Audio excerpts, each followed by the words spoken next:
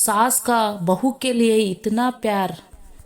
नैना बहू देखो, तुम्हारी सहेली वंदू आई है। सुमन जी ने अपनी बहू नैना को आवाज़ दी और वंदू के आने की खबर सुनकर नैना भागती हुई आई और एकदम से लड़खड़ा गई तो सासू माँ जी ने उसे जल्दी से पकड़ा।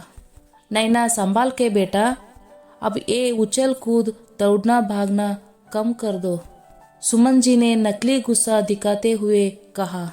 जी माँ जी, नैना ने आंखें नीचे करते हुए कहा। चलो कोई बात नहीं, तुम सहेलियाँ आपस में बातें करो, मैं रानू को बोलकर चाय भिजवाती हूँ। और सामने वाली रेखा आंटी ने बुलाया था तो आज जरा होकर आती हूँ, सुमन जी ने कहा और वहाँ से चले गई। क्या बात है नैना, तबीयत तो सही है ना तुम्हारी? और ये तुम्हारी सास क्या कह रही थी कि दौड़ भाग कम कर दो, वंदू ने पूछा। ओ ऐसा इसलिए कह रही थी क्योंकि तुम मौसी बनने वाली हो, नैना ने मुस्कुराते हुए कहा। क्या सच में? कितने महीने हुए? वंदू ने पूछा। धीरे बोलो, अभी 2 महीने हुई है, नैना ने कहा। इसमें धीरे क्या बोलना, खुशी का बात है। बहन कुछ मीठा खिलाओ, पार्टी दो, वंदू ने और आवाज जोर करते हुए कहा। तुम मीठा खा लो लेकिन धीरे से बोलो, मम्मी ने मना किया है ज्यादा किसी को बताने के लिए, नैना ने कहा। यार ये सास लोगों का सीन मुझे समझ नहीं आता है। बहुओं की खुशी से पता नहीं उन्हें क्या समस्या होती है। यही अगर अपनी बेटी की बात होती तो ढोल पीट पीट कर बताती। वैसे तो तुम बड़ा अपनी सास की तारीफ करती थी कि मेरी सास बिल्कुल मेरी माँ जैसी ही है, मेरा बड़ा ध्यान रखती है। अब क्या मैंने देखा, अभी जरा सा तुम्हारा पैर क्या फंसा, 4 बातें सुना दी। और बेटा अभी तो ये शुरुआत है, धीरे धीरे देखना उनका असली रूप तुम्हारे सामने आएगा। और मैं तो बोलती, वंदू बोल ही रही थी कि नैना ने उसे हाथ से चुप करने का इशारा किया। बस इससे ज्यादा मैं ना सुन पाऊंगी। तुम मेरी बचपन की सहेली हो और मेरी बहुत खास हो, लेकिन इसका ये मतलब नहीं कि जो मुंह आए बोलती जाओगी। मैंने क्या कहा था कि मम्मी ने मना किया है कि मैं ये बात किसी को ना बताओ, मतलब मेरी मम्मी जी ने नहीं, समझी? और अगर मेरी मम्मी जी ने ये बात कही होती तो क्या गलत होता? वो माँ है, इस होने वाले बच्चे की दादी है, मुझसे ज़्यादा उनका हक है इस पर। और अगर उन्हें इसे तुमसे छुपाना ही होता तो वो ऐसा ना कहती कि अब थोड़ा भाग कम कर दो।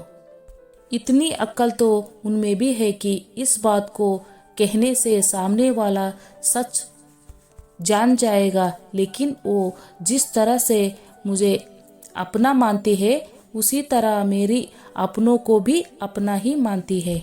लेकिन ये बात तुम्हें कहाँ समझ आएगी, क्योंकि तुम्हारे दिमाग में एक ही बात बैठी है कि सास कितनी भी अच्छी हो लेकिन बहू के लिए वो खराबी होती है। नैना ने कहा तो वंदू की नजरें झुक गई और नैना को एहसास हुआ कि शायद उसने कुछ ज़्यादा ही गुस्से में बोल दिया है। तो उसने वंदू का हाथ अपने हाथ में लेकर दबाया और बोलने लगी।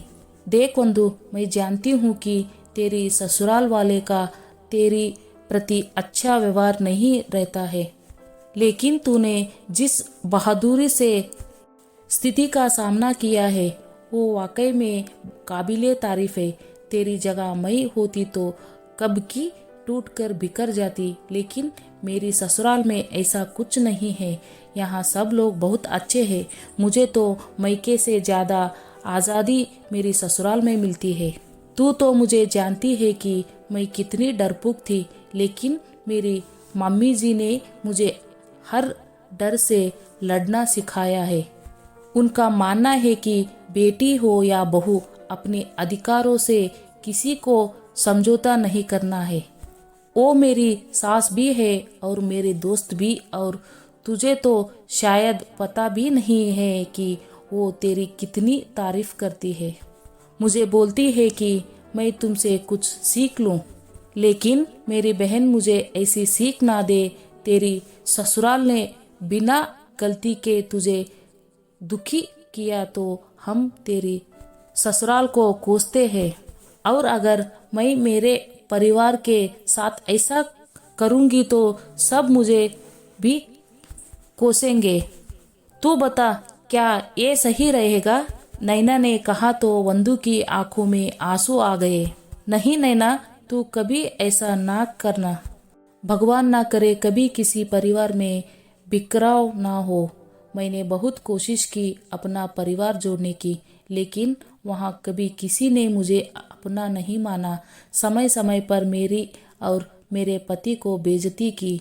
जेठ, देवर और ननद ने साजिश करके मुझे और मेरे पति को घर से निकलवा दिया, हमें सड़क पर ला दिया। बड़ी मुश्किल से हमने खुद को खड़ा किया है। शायद इसलिए मेरा इस रिश्ते से भरोसा उठ गया है। अब अगर किसी की भी सास को बहू से गुस्सा करते देखती हूँ, चाहे वो प्यार भरा ही क्यों ना हो, मुझे मेरी सास याद आ जाती है। मुझे माफ कर दे जो मैंने आंटी जी के लिए वो सब कहा। मैं सच में बहुत शर्मिंदा हूँ। वंदू ने हाथ जोड़ते हुए कहा। ये क्या कर रही हो बेटा? वो क्या कहते हैं दोस्ती में, no sorry no thank you. Suman ji की आवाज सुनकर नैना और वंदू दोनों चौंक गए। आंटी जी आप? वंदू ने चौंकते हुए कहा। हाँ मैं, और परेशान ना हो, मैंने कुछ सुना नहीं है, बस अभी आई हूँ तो तुझे ऐसा हाथ जोड़े देख तो बीच में बोल पड़ी।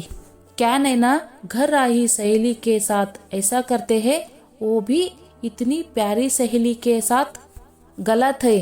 अब आयुष नैना का पति के साथ तेरे कान भी खींचने पड़ेंगे, सासू माँ जी ने हंसते हुए कहा तो नैना ने दोनों हाथ से अपने कान पकड़ लिए।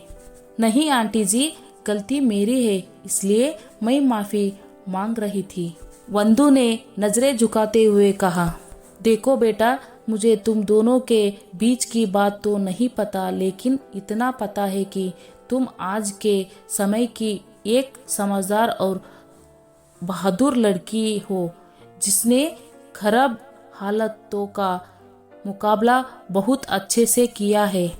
तो तुमसे कोई गलती भी हो गई होगी तो जरूर उसके पीछे कोई बहुत बड़ा कारण होगा। क्या नैना, मैंने कुछ गलत कहा? सुमन जी ने कहा। नहीं मम्मी जी, आप बिल्कुल सही कह रही हो, नैना ने कहा। बस करिए आंटी जी, अब और कितना शर्मिंदा करोगी। सच में नैना बहुत किस्मत वाली है जो उसे आपकी बहू बनाने का सौभाग्य प्राप्त हुआ है, वंदू ने कहा। अच्छा चलो, मान लेती हूँ कि मैं ही अच्छी हूँ। अब खुश? इसी बात पर मिठाई खाओ और एक खुशखबरी भी सुनो कि तुम बहुत जल्दी मौसी बनने वाली हो, इसलिए मेरी और अपनी सहेली की मदद करने के लिए तैयार रहना। सुमन जी ने हंसते हुए मिठाई वंदू के मुंह में रख दी और वंदू की आंखों से आंसुओं की बरसात होने लगी, क्योंकि किसी सास का इतना प्यारा रूप उसने पहली बार देखा था।